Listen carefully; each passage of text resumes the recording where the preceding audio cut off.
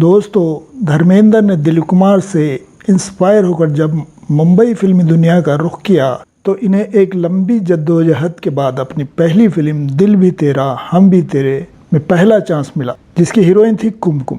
मगर ये film flop रही। इस वक्त धर्मेंद्र की उम्र 25 साल थी। इसके बाद सेकंड हीरो के रोल में वो बॉयफ्रेंड में नजर आए, जिसके हीरो शम्मी कपूर और हीरोइन थी मधुबाला। फिर एक फिल्म आई शोला और शबनम। इस फिल्म के गाने बहुत ही पॉपुलर हुए थे, खासकर मोहम्मद रफ़ी और लता जी का ये गाना जीत ही लेंगे बाजी हम तुम बहुत ज़्यादा पसंद किया गया और आज तक ये गाना सदाबहार है।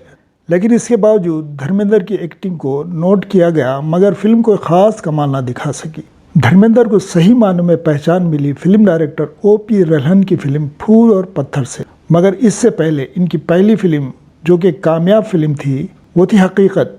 मगर हकीकत के बाद भी वो सेकंड हीरो ही रहे। बतौर हीरो इनकी पहली हिट फिल्म फूल और पत्थर ही थी। इसके बाद उन्होंने पीछे मुड़कर नहीं देखा और बॉलीवुड में सन 1960 से लेकर 2018 तक उन्होंने 236 फिल्मों में काम किया और इनकी फिल्में ज़्यादातर हिट रहीं। खासकर एक रोमांटिक हीरो के तौर पर उन्होंने जिन फिल्मों में काम किया, इन फिल्मों को इनके परिस्तारों ने हाथों हाथ लिया।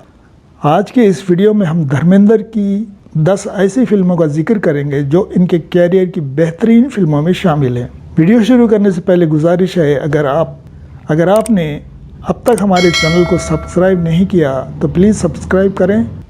चलते हैं वीडियो की तरफ। इस लिस्ट की पहली फिल्म है चीन और हिंदुस्तान के 1962 में हुए युद्ध की कहानी पर बनी 1964 में रिलीज़ फिल्म हकीकत की। ये फिल्म धर्मेंद्र के कैरियर का संग मील साबित हुई थी। इस फिल्म में वैसे तो बेशुमार एक्टर्स को शामिल किया गया था, जिसमें बलराज साहनी, जयंत, विजयानंद, सुधीर, संजय खान, भूपेंद्र सिंह वगैरह वगैरह के नाम शामिल हैं। धर्मेंद्र एक आर्मी ऑफिसर जयंत के बेटे हैं और ख़ुद भी आर्मी में ही हैं। लद्दाख में उनकी ड्यूटी के दरमियान एक मुकामी लड़की प्रिया राजवंशी से प्यार हो जाता है, जिसे एक और senior army officer Balraj Sahni भी चाहते हैं। लेकिन इजहार मोहब्बत से पहले ही इन्हें जब मालूम होता है कि धर्मेंद्र और प्रिया एक दूसरे को पसंद करते हैं तो अपनी मोहब्बत को त्याग देते हैं। ये पहली हिंदुस्तानी फिल्म थी जो युद्ध पर बनी एक शानदार फिल्म है। इस युद्ध में बदकिस्मती से हिंदुस्तानी फौज को बेपनाह कुर्बानियाँ देनी पड़ी थी। जंग के मनाजर बहुत ही अच्छी तरीके से फिल्माया गया था और डायरेक्टर चेतन आनंद ने हर अदाकार से बेहतरीन काम लिया है। धर्मेंद्र ने पहली बार एक रोमांटिक हीरो के तौर पर अपनी पहचान इसी फिल्म से बनाई थी और इनकी ये पहली सुपरहिट फिल्म थी। इस फिल्म का गाना कर चले हम फिदा जानो तन साथियों, आज भी 15 अगस्त हो या 26 जनवरी हो या कोई भी नेशनल डे हो, पूरे देश में ये गाना हर तरफ गूंजता है। इस गाने को कैफी आज़मी ने लिखा और मदन मोहन के संगीत में मोहम्मद रफ़ी ने गाया है।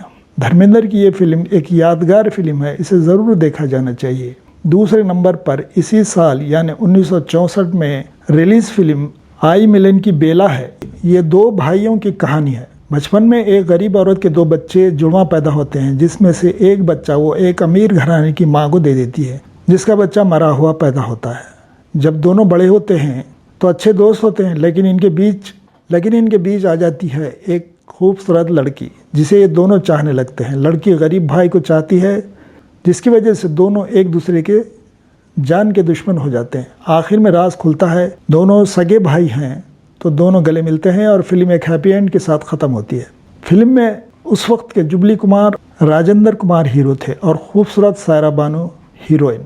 धर्मेंद्र का रोल एक नेगेटिव रोल था, मगर धर्मेंद्र की शानदार पर्सनालिटी इस फिल्म में निखर कर आई थी। कश्मीर की खूबसूरत वादियों में फिल्माई गई ये एक ब्लॉकबस्टर फिल्म साबित हुई थी। फिल्म का संगीत दिया था शंकर जयकिशन ने, गीतकार शैलेंद्र और हसरत और डायरेक्टर थे मोहन कुमार। धर्मेंद्र की यादगार फिल्मों में इसका शुमार किया जा सकता है। तीसरी फिल्म है 1966 में O.P. रल्हन की डायरेक्शन में बनी फिल्म फूल और पत्थर। इस फिल्म से धर्मेंद्र ने साबित कर दिया कि इनकी अदाकारी में कितना दम है। फिल्म में वो एक तड़ीपार चोर के रोल में हैं और चोरी के लिए एक ऐसे गांव पहुंच जाते हैं जहां पूरा गांव प्लेग की वजह से खाली हो चुका है। एक ठाकुर घराने की जवान बहू इनके घर वाले अकेले छोड़कर भाग जाते हैं और धर्मेंद्र इस बीमार औरत को अपने साथ ले आते हैं और जिस गांव में रहने लगते हैं वहां के लोग इन पर उंगलियां उठाने लगते हैं और धर्मेंद्र इनसे मर्दाना वार मुकाबला करते हैं। फिर दोनों में प्यार हो जाता है और बहुत ही मुश्किलात के बाद दोनों की मोहब्बत कामयाब हो जाती है। Director O.P. रल्हन ने एक खूबसूरत कहानी को धर्मेंद्र और मीना कुमारी के साथ एक कामयाब फिल्म में ढाला है। दोनों की अदाकारी काबिल दीद है। साथ में शशिकला ने भी जानदार एक्टिंग की है। संगीतकार रवि और गीतकार शकील बदायूनी के गीत भी इस फिल्म को सपोर्ट करते हैं और यही फिल्म धर्मेंद्र की फिल्मी कैरियर का टर्निंग पॉइंट बनी थी, जिसके बाद उन्होंने पीछे मुड़कर नहीं देखा। फूल और पत्थर के बाद आई चौथी फिल्म ऋषिकेश मुखर्जी की फिल्म सत्यकाम। ये फिल्म धर्मेंद्र, शर्मिला टैगोर, संजीव कुमार और अशोक कुमार की एक यादगार फिल्म है, जिसमें इन चारों दिग्गज ने अपने शानदार परफॉर्मेंस से इस फिल्म को एक खूबसूरत फिल्म बनाया है। सत्यकाम एक हिंदू धार्मिक किरदार है।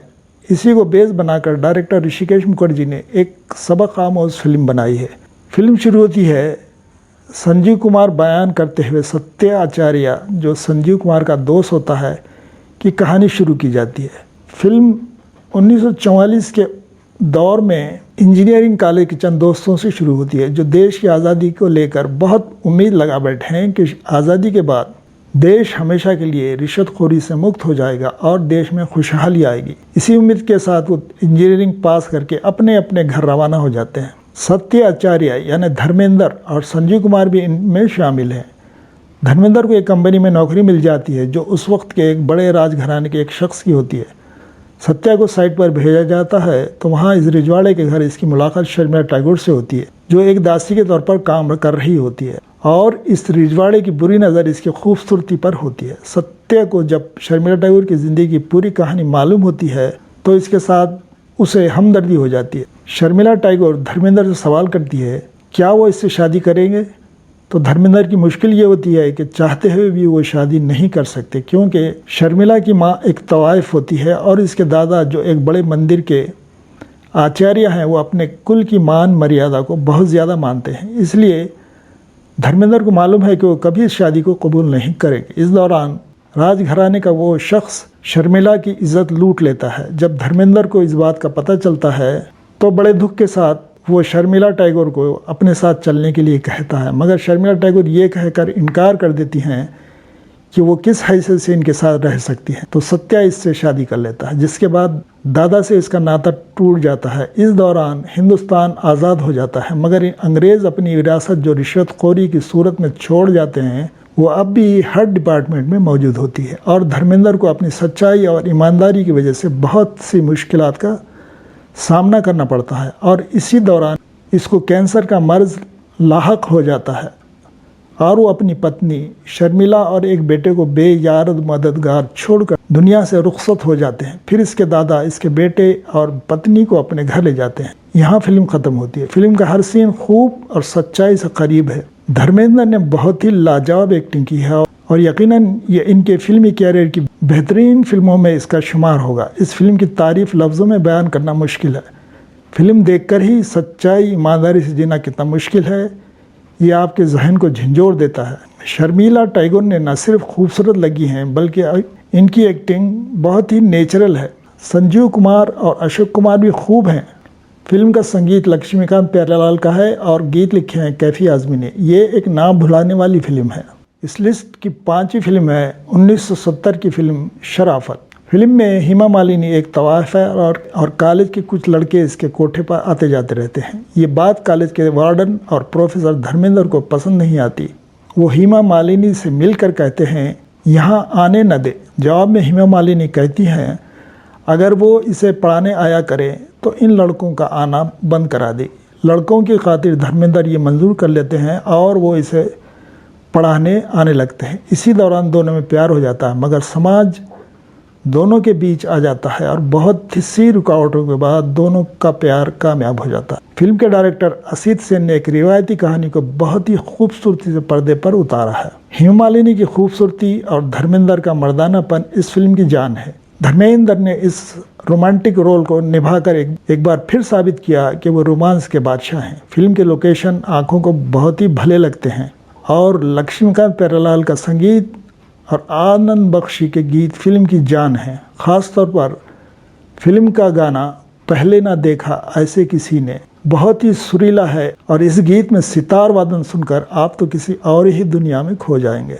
मजमूई तौर पर यह फिल्म भी धर्मेंद्र की यादगार फिल्मों में शामिल है। छठी फिल्म है इज्जत। इस फिल्म में धर्मेंद्र का डबल रोल है और दोनों रोल में धर्मेंद्र ने ज़बरदस्त एक्टिंग की है। फिल्म की कहानी एक नाजायज़ औलाद के गिर्द घूमती है जो अपने बाप से नफरत करता है। इस रोल को धर्मेंद्र ने बहुत ही खूबसूरती से निभाया है। फिल्म में तनुजा और जयललिता और महमूद ने भी खूब काम किया। फिल्म का संगीत लक्ष्मीकांत प्यारेलाल का है और गीत लिखे हैं साहिर लुधियानवी ने। फिल्म का हर गाना आज भी सुपरहिट है। ये फिल्म भी धर्मेंद्र की सुपरहिट फिल्मों में से एक है जो बार बार देखी जा सकती है। सातवीं फिल्म है 1970 की फिल्म जीवन मृत्यु। इस फिल्म में राखी ने पहली बार काम किया था।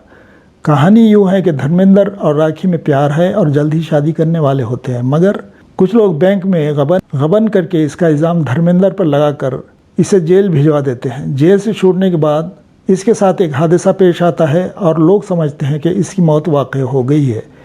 फिर वो एक सेठ की मदद से भेष बदल कर वापस आता है और उन लोगों से बदला लेता है जिन्होंने इसकी ज़िंदगी बर्बाद की थी।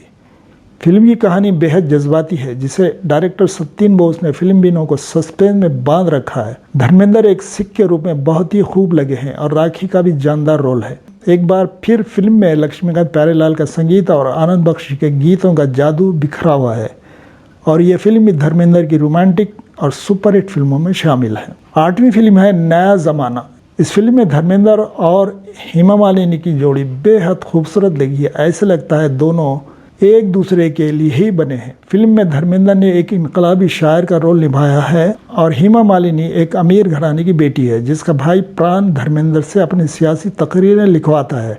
इस दौरान हेमा मालिनी धर्मेंद्र की शायरी को पसंद करते करते धर्मेंद्र से मोहब्बत करने लगती है और इसकी शायरी की किताब पढ़ने अपने घर लाती है जो प्राण के हाथ लग जाती है। प्राण इसे अपनी शायरी कहकर छाप देता है। कई गलत फहमियों के बाद दोनों की मोहब्बत कामयाब होती है। फिल्म में महमूद और अरुणा ईरानी का किरदार भी जानदार है। ये भी धर्मेंद्र की रोमांटिक फिल्म है जिसे संगीतकार एस.डी. बर्मन ने आनंद बख्शी के गीतों को बहुत ही खूबसूरत धुनों से सजाया है और फिल्म का हर गाना लाजवाब है।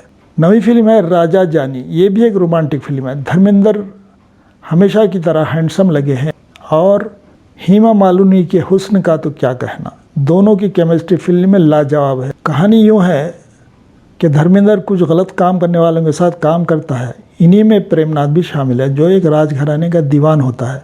इस राजघराने की राजमाता को अपनी खोई हुई पोती की तलाश है। प्रेमनाथ धर्मेंद्र को एक ऐसी ही लड़की ढूंढने को कहता है जिसे राजमाता की खोई हुई बेटी साबित करके राज की दौलत पर कब्जा कर सके। धर्मेंद्र बंजारों की एक लड़की हेमा मालिनी को शाही आदाब की ट्रेनिंग देकर राजघराने में पेश करता है जिसे राजमाता अपनी पोती मान लेती है। ट्रेनिंग के दौरान ही हेमा मालिनी को धर्मेंद्र से प्यार हो जाता है, लेकिन धर्मेंद्र एक सख्त मिजाज अपने काम से काम रखने वाला होता है और जिसे औरतों से सख्त नफरत है। जब हेमा मालिनी इससे दूर हो जाती है तो इसे एहसास होता है कि वो भी हेमा मालिनी को चाहने लगा है। मोहब्बत और नफरत की जंग में आखिर दोनों की मोहब्बत जीत जाती है। इस फिल्म की कहानी में एक नयापन था और धर्मेंद्र और हेमा मालिनी की जोड़ी ने इस फिल्म को यादगार बना दिया है। दोनों ने बहुत ही नेचुरल एक्टिंग की है। साथ में प्रेमनाथ, प्रेम चोपड़ा और दुर्गा कोटे ने भी अपने अपने रोल को खूब निभाया है। फिल्म के डायरेक्टर मोहन सैगल रोमांस के बादशाह हैं। उन्होंने फिल्म बीनों को बांध कर रखा है और संगीतकार लक्ष्मीकांत प्यारेलाल और गीतकार आनंद बख्शी ने एक बार फिर अपनी म्यूजिक से जादू जगाया है। 10वीं और आखिरी फिल्म है डायरेक्टर देवेंद्र गोयल की फिल्म एक महल हो सपनों का। फिल्म क्या है, एक सुंदर कविता है और इसे शायरी के साथ ही शूट किया गया है। कहानी यूँ है कि धर्मेंद्र एक शायर है और शर्मिला टैगोर इसकी महबूबा दोनों जल्द शादी करने वाले होते हैं कि अचानक एक गलत रिपोर्ट की वजह से शर्मिला को मालूम होता है कि कुछ ही दिनों में इसकी आंखों की रोशनी जाती रहेगी। तो वो धर्मेंद्र से शादी न करने के लिए अशोक कुमार से झूठ मूठ शादी कर लेती है। धर्मेंद्र अपनी शायरी बेचकर जुआ खेलकर एक बड़ा आदमी बन जाता है और अय्याशी में डूब जाता है। इस दौरान बाहर मुल्क से अशोक कुमार की बेटी लीना चंद्रावरकर आती है और धर्मेंद्र से मिलने के बाद इसे धर्मेंद्र से मोहब्बत हो जाती है। फिर बहुत सी गलतफहमियों के बाद शर्मिला और धर्मेंद्र एक हो जाते हैं। वैसे तो कहानी एक आम सी कहानी है, लेकिन जैसा कि डायरेक्टर देवेंद्र गोयल की फिल्मों की खुसूसियत होती है खूबसूरत लोकेशन और बेहतरीन संगीत। शर्मिला टैगोर की खूबसूरती और धर्मेंद्र के शानदार अभिनय के बीच लीना चंद्रावकर ने अपनी मासूम मोहब्बत के रोल में जान डाल दी है। रोमांटिक फिल्मों में ये फिल्म हमेशा याद रखी जाएगी। फिल्म का संगीत रवि ने साहिल लुधियानी की शायरी को बड़ी ही खूबसूरती से ढाला है। तो दोस्तों, वैसे तो धर्मेंद्र की बेशुमार फिल्में हैं, एक से एक अच्छी फिल्में हैं, लेकिन धर्मेंद्र की रोमांस की तारीख में इन 10 फिल्मों को हमेशा याद रखा जाएगा और बार बार देखा जाएगा। वीडियो पसंद आए तो कमेंट में लिखें और लाइक करें। Thank you.